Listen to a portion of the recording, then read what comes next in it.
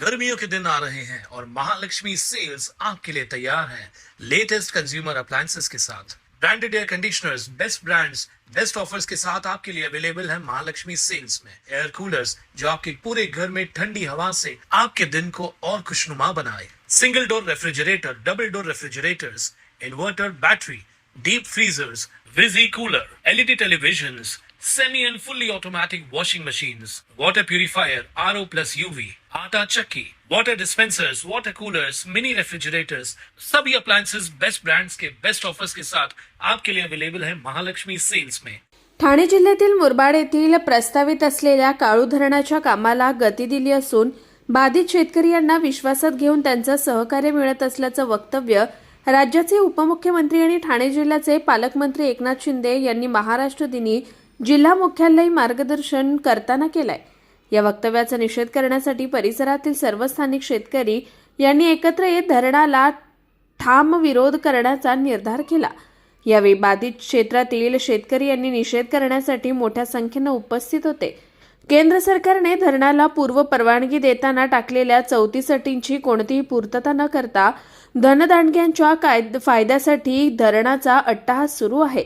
मंत्री महोदयांचं वक्तव्य हे वस्तुस्थितीच्या उलट असून प्रत्यक्षात शेतकऱ्यांचा धरणाच्या भूसंपादन प्रस्तावाला ठाम विरोध आहे। तसे ठराव प्रत्येक ग्रामसभा यांनी एकमताने मंजूर केले असताना अशी दिशाभूल करणारी वक्तव्य करून शेतकऱ्यांना चिथावणी देण्याचं काम जर कुणी करत असेल तर त्याला आपण वेळप्रसंगी रस्त्यावर उतरवून विरोध करू, असे स्थानिक शेतकऱ्यांनी सांगितलं। तसेच या आंदोलनाला स्वाभिमानी शेतकरी संघटनेचे अध्यक्ष राजू शेट्टी आणि अध्यक्ष विश्वनाथ पाटील यांनीही पाठिंबा दिलाय। सर्वसामान्य शेतकरी कुणब्यांची अवस्था धरण उशाला आणि कोरड घशाला अशी झालेली आहे। हे 14 टीएमसीचं काळू धरण होऊन सुद्धा जर का सगळं पाणी ठाण्याला जाणार असेल तर मग भूमिपुत्रांनी काय करायचं? भीक मागायची आहे।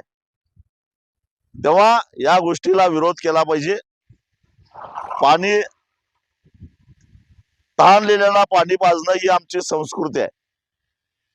त्यामुळे शहरातल्या लोकांना पाणी द्यायला आम्ही तयार आहोत, पण 14 टीएमसीचं मोठं धरण बांधण्याच्या ऐवजी इथल्या स्थानिक लोकांनी सुचवलेल्याप्रमाणे 13-14 छोटी छोटी बंधारे बांधा।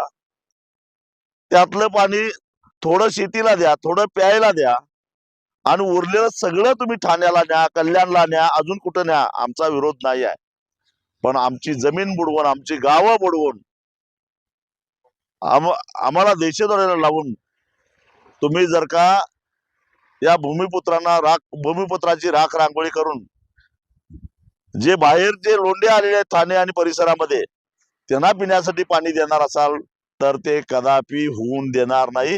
हा निर्धार आम्ही केलेला आहे। वास्तविक पाहता मला सरकारला एक प्रश्न विचारायचा आहे। काळू धरणाचं नोटिफिकेशन निघाल्यानंतर सुद्धा जमिनीच्या खरेदी विक्री झालेल्या आहेत, त्या कुठल्या आधाराने झालेल्या आहेत? खरेदी घेणारे कोण आहेत?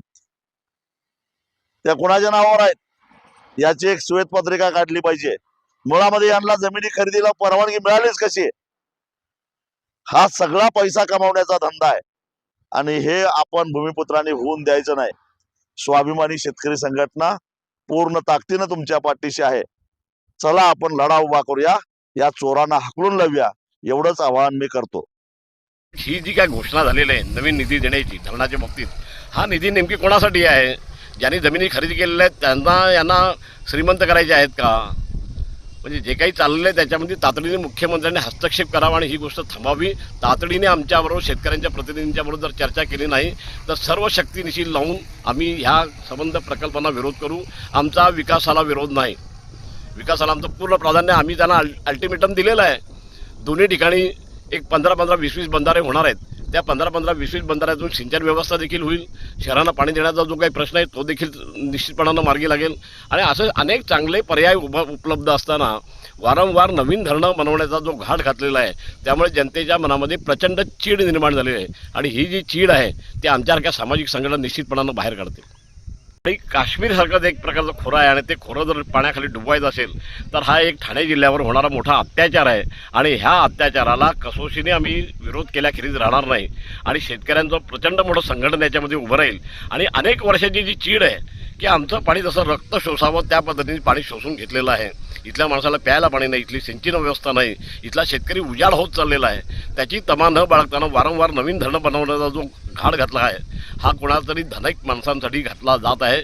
मुंबईतला एक फार मोठा बिल्डर याच्यामध्ये काम करून राहिलेला आहे. यथावकाश मी त्याचं नाव देखील जाहीर करणार आहे.